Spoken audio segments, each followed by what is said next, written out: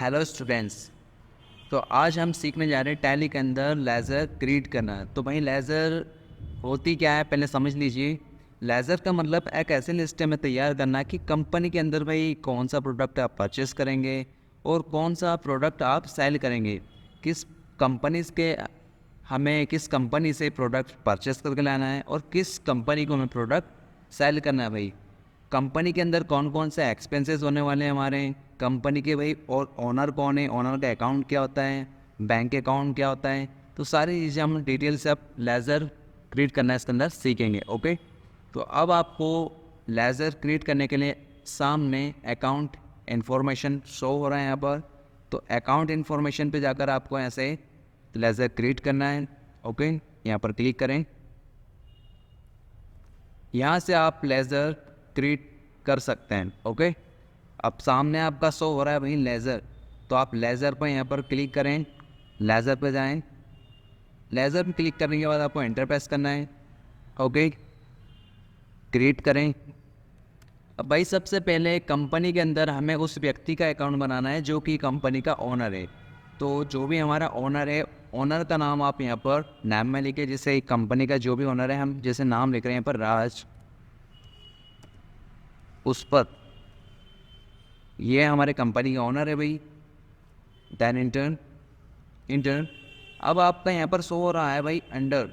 तो अंडर में आपको यहाँ पर अकाउंट फिल करना होता है कि जो ओनर का अकाउंट होता है वो कौन सा अकाउंट होता है। तो ओनर का भाई जो अकाउंट होता है हमारा कैपिटल अकाउंट होता है। कैपिटल अकाउंट का हिंदी अर्थ होता है पूंजी खाता। तो ओनर का अकाउंट भाई कौन सा फिल करेंगे आप, कैपिटल अकाउंट। जो भी यहाँ पर ओनर की डिटेल है, आप ओनर की डिटेल दें यहाँ पर, जैसे हम अभी डिटेल फिल नहीं कर रहे हैं। इंटर। भाई नेक्स्ट हमें ज़रूरत पड़ेगी कंपनी के अंदर बैंक के खाते की। तो जो भी आपका बैंक अकाउंट है उस बैंक का नाम लिखे कि आपका बैंक अकाउंट किस बैंक के अंदर है। ओके, जैसे मैं लिख रहा हूँ यहाँ पर SBI बैंक सीहोर, ये हमारा बैंक अकाउंट है भाई। अब बैंक जो रहती है वो किस अकाउंट के अंतर्गत आती है, हमारे बैंक अकाउंट के अंतर्गत। ठीक है, इधर राइट साइड आपका दे रखा है, यहाँ पर आप बैंक अकाउंट फिल करें यहाँ पर। ओके, इंटर इंटर प्रेस करें। यहाँ पर आपको अकाउंट नंबर फिल करना है। Okay, inter inter inter inter. Okay, अब हम यहाँ पर कंपनी के अंदर आपको क्या प्रोडक्ट्स परचेस करना है और क्या प्रोडक्ट आपको सेल करना है वो लेज़र आप यहाँ पर क्रिएट करेंगे। जैसे हम सिंपल से यहाँ पर लिखते हैं भाई मोबाइल परचेस। मोबाइल परचेस आपने लिखा और भाई आप क्या कर रहे हैं, मोबाइल परचेस कर रहे हैं। तो मोबाइल परचेस कर रहे हैं तो कौन से अकाउंट में जाएगा, ये हमारा परचेस अकाउंट में। यहाँ से आप यहाँ पर अकाउंट सेलेक्ट करें, परचेस अकाउंट। जो भी चीज़ें आप परचेस करेंगे वो परचेस के अकाउंट में जाएगा भाई, मोबाइल परचेस। और लिखते हैं हम भाई यहाँ पर टीवी परचेस। टीवी परचेस कर रहे हैं भाई, कौन से अकाउंट में जाएगा हमारा, ये परचेस अकाउंट में जाएगा। ओके, एक और लेज़र हम क्रिएट कर रहे हैं इसे यहाँ पर लैपटॉप परचेस, लैपटॉप परचेस। ये भी कौन से अकाउंट में जाएगा, हमारा परचेस अकाउंट में। Okay, inter. अब भैया आपने परचेस की लेज़र क्रिएट कर ली। अब हमें परचेस करने के बाद सेल भी करना होता है। तो आप यहाँ पर जो आपने परचेस की लेज़र बनाई ऐसी सेम हमें सेल की लेज़र क्रिएट करना है। जैसे हमने लिखा यहाँ पर मोबाइल सेल, कौन से अकाउंट में जाएगा हमारा, ये सेल्स अकाउंट में। सेल करेंगे तो सेल अकाउंट में जाएगा। Enter. TV sale, sale account. और लैपटॉप सेल, ये भी क्या रहेगा आपका, सेल अकाउंट। तो वही हमने यहाँ पर परचेज और लेज़र सेल की लेज़र हमने क्रिएट करी। अब आपको यहाँ पर क्रिएट करना है एक्सपेंसेस वाले लेज़र की। एक्सपेंसेस का मतलब है कि भाई कंपनी में कौन कौन से हमारे खर्चे होने वाले हैं। तो दो प्रकार के हमारे खर्चे होते हैं भाई, मैंने आपको एक्सप्लेन करा था पिछली वीडियो में कि एक होता है आपका डायरेक्ट एक्सपेंसेस और दूसरा होता है इनडायरेक्ट एक्सपेंसेस। डायरेक्ट वहाँ खर्चे होता है जो आपको पहले से पता होता है कि भाई ये मंथ में हमारा लास्ट संडे को खर्चा होने वाला है, 1 तारीख को खर्चा होने वाला है, वो रहता है आपका डायरेक्ट, जो कि आपको पता रहता है। और इनडायरेक्ट खर्चा कौन सा होता है, जो हमें पहले से पता नहीं होता है और अचानक हो जाता है। फॉर एग्जांपल जैसे आप बाइक से कहीं जा रहे भाई, और बाइक ऑटोमेटिक हमारी पंचर हो गई, तो इसमें हमारे क्या हुआ, अचानक पंचर हो जाना है, यानी कि अचानक खर्चा हो जाना है। तो यही आपका रहता है भाई इनडायरेक्ट एक्सपेंसेस। जैसे हम यहाँ पर लिख रहे हैं shop expenses, shop expenses, shop expenses यानी दुकान का खर्च, ये हमारा क्या है भाई, इनडायरेक्ट एक्सपेंसेस, जो कि फिक्स नहीं रहता है, कम ज़्यादा होता है। दूसरा आपका रहता है यहाँ पर इलेक्ट्रिसिटी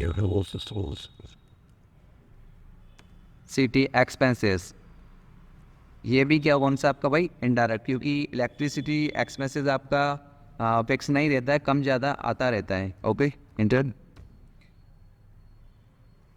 अब एक लेज़र हम बनाएंगे यहाँ पर भाई सैलरी की। सैलरी 2 टाइप से होती है, जैसे एक आपकी डायरेक्ट रहती है और दूसरी इनडायरेक्ट रहती है। डायरेक्ट वो रहती है जिसमें आपकी फिक्स मिलती है भाई 10,000 आपकी मिल रही है, और इनडायरेक्ट वो रहती है जिसमें आपका बोनस वगैरह भी मिल जाता है सैलरी के साथ, कन्वेंस वगैरह मिल जाता है, हमारा डीए मिल जाता है, एचआर मिल जाता है, तो इससे हमारी सैलरी वगैरह कम ज़्यादा आती है।